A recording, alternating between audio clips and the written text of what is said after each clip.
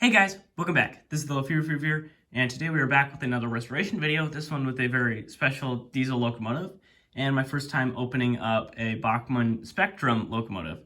And so this engine is a GP30, and it has all-wheel drive, dual flywheels, and it should be a 5-pole motor for how expensive it would have been back in the day. But let's just give it a little test here to see how it's running right now. It has operational headlights, and there we go. Cruising a very low voltage here. So we'll back it up here.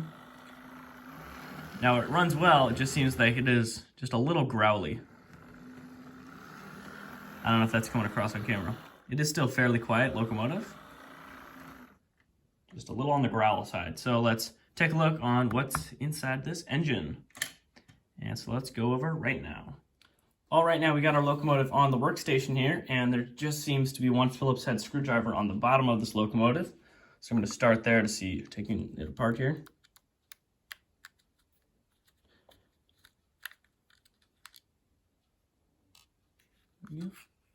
All right, that seems just to be pretty decorational here.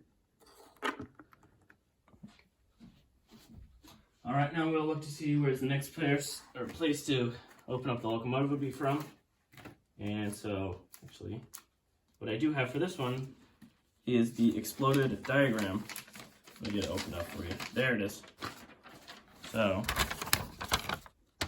take a top look at it, middle look at it, bottom look at it. And so this is a split chassis locomotive here. Looks like it at least. Oh yeah, there's a little more bottom here. And so that can actually help me open up this locomotive here. Just see where it would be. Seems to be a screw located. It's said behind the here, but might just be a drop. It might be a tab thing here. Yeah, okay, tabs. There are tabs that you just pull open. There we go. There we go. These shells off, and I'm gonna actually, while this is off, I'll do this off camera, but I'll get some of the dust and stuff off of it, so I'll set it right the side here. Ooh, hey. There is where the engine gets a lot of its chunkiness from. Jeez. So pretty big die-cast core there. Open worm gears you can see and stuff. They do look like they're recently lubricated, and you can see where everything swivels. And so judging from the size of that motor, it looks like it's a 5-pole, but it is enclosed. And so, take a look inside the shell to see. Okay, so that's where the lights pick up on the frame. Just making sure for that part. All right, so now we've got a crack inside. I'm actually going to open the truck cover so we can get underneath the gears and maybe take out the wheels and clean those.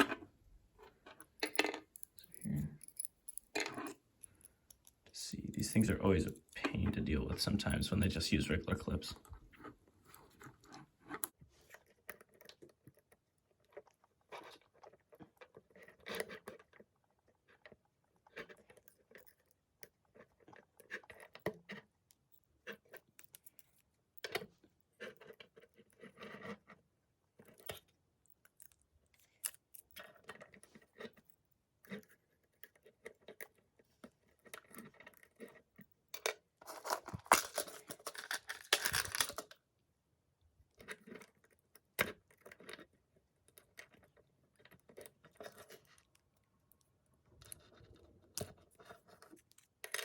All right, now one set is off.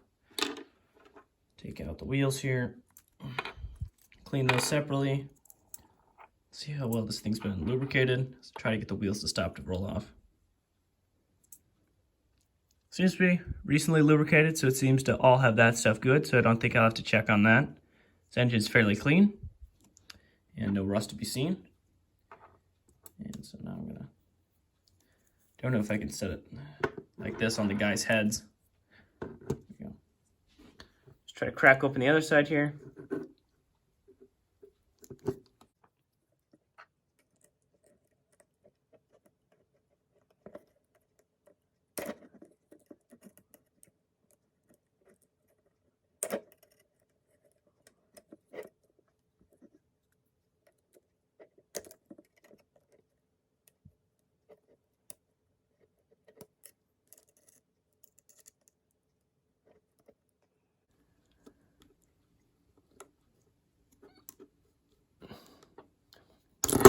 There we go.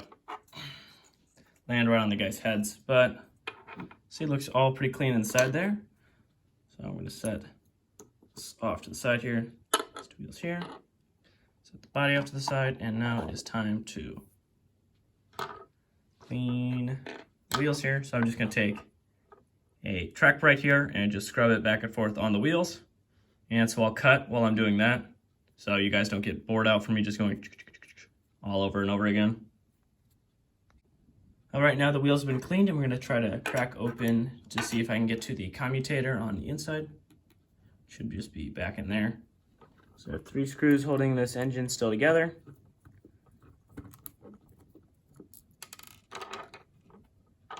One down. Just one in the middle, one and one on either end.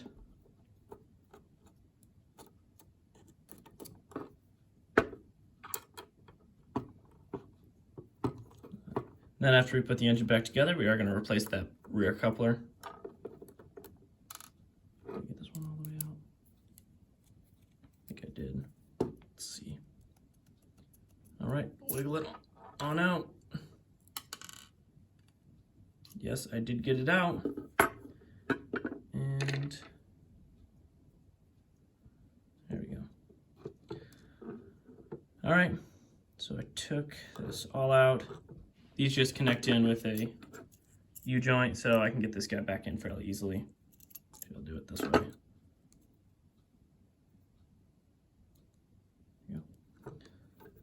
Plug it back in.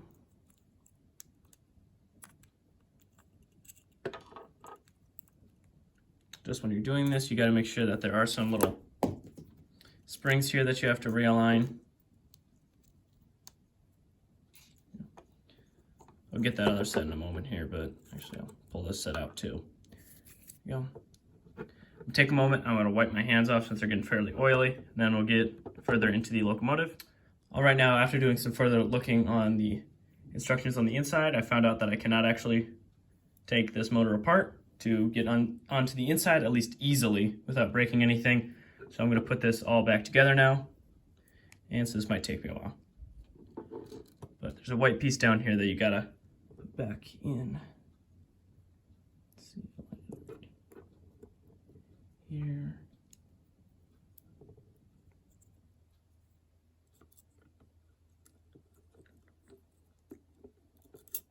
All right, now everything's been reinserted. So if you skip through the video, you don't really need to take this apart because you can't really access the inside of it. But now I'm gonna put some fresher lubricant on the inside of that gear train there. And so I'm gonna make sure to get some on the worm gear as well. These are plastic gears, so it's not that much to worry about. With metal gears especially, you want to be using some thicker kind of lubricant. But with these littler ones, it doesn't matter if you use something a little bit thinner. And so this is some lithium grease.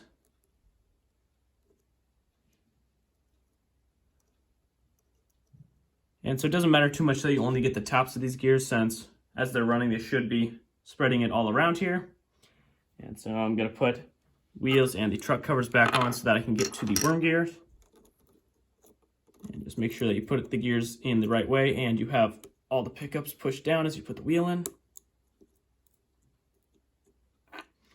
All right, put this truck cover on.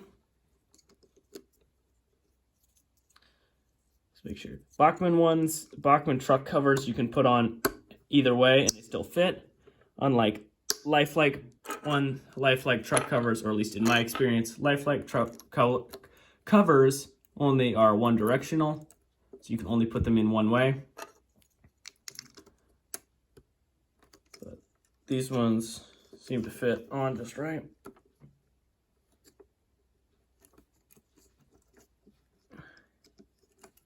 There we go. One side down, the other side is almost there. There we go. All right, flip the locomotive over. Ooh, there you go. And now let's screw in these sides here.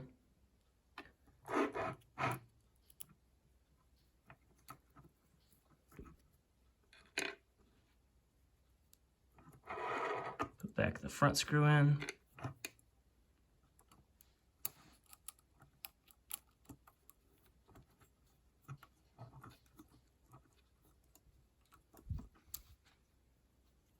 And the rear one.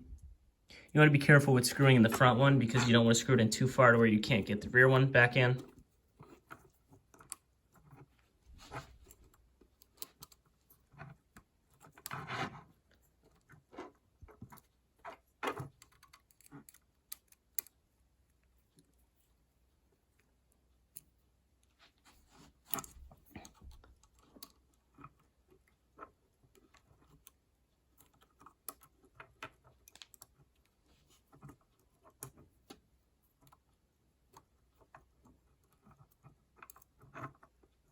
This one, the rear's being a little stubborn here.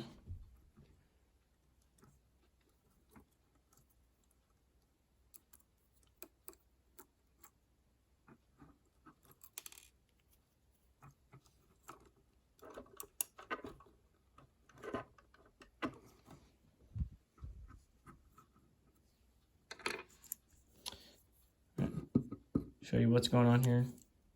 There you go. So this little guy should be flush, pushed all the way in, so I just got to push it in further. There we go. Just wasn't wanting to budge as I was screwing in.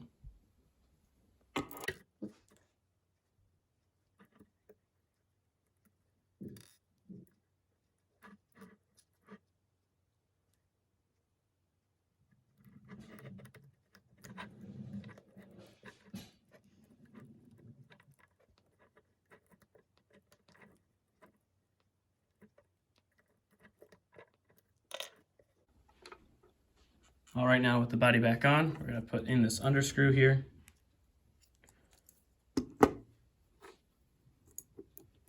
This should key together the rest. Oh, actually, no, we can't do that yet. We actually have to put this truck cover on.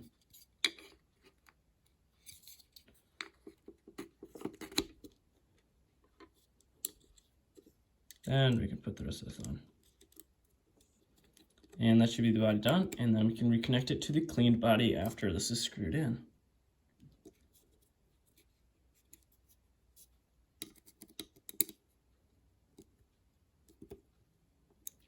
Actually, before we do that, we gotta put some lubricant on the worm gear here.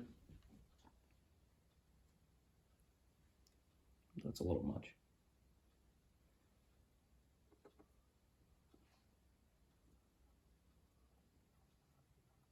Kind of got to feed it into the teeth a little bit.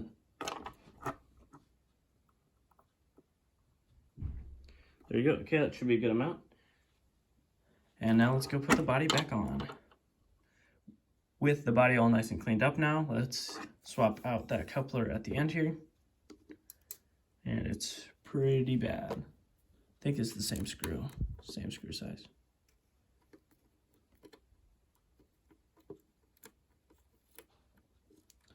All right, almost out. There we go. And so both parts of this thing are pretty bad and messed up. And so we got a fresh one to go in here.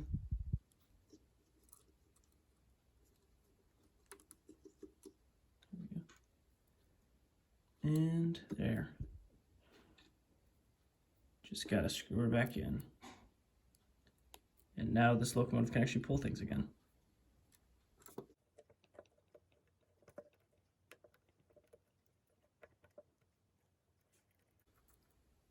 There we go.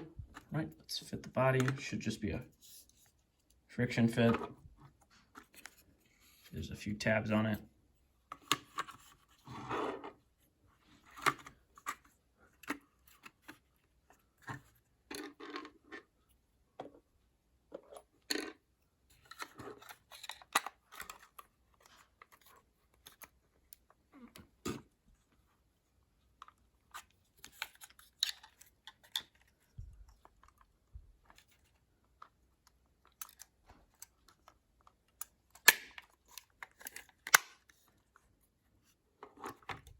Oop. And there we go, it's fit back on, and now let's get this engine right on the layout. All right, now that we have the body back on the engine here, let's test how well it's running now. Now it's got some fresh oil and grease on the inside of it, and so it's still a little jittery, but that should work in as the engine does some more running here. And so it starts pretty slow and it can creep. So let's see how slow we can get it to going forwards.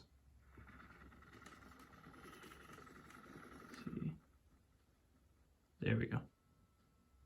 All right, so it's got some pretty good low speed here. And now let's send it off to couple up to a train.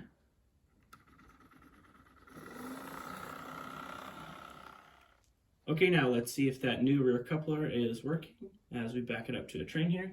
And let's also see how slowly we can back up the engine. I think it's coupled. I think the couplers on this unit itself are a little droopy, so let's see. I think it's properly coupled, so that should not cause too many problems. So let's send it off, and we can get some shots of this engine running on the way out.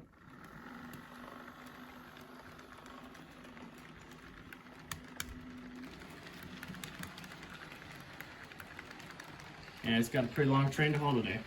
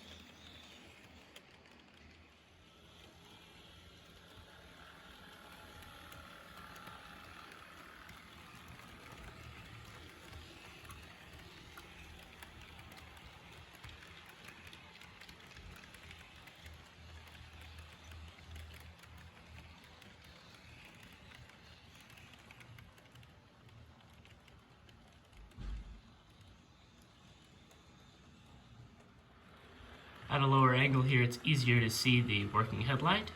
And now once this locomotive passes by with the rest of its train, we'll sum up the rest of this video.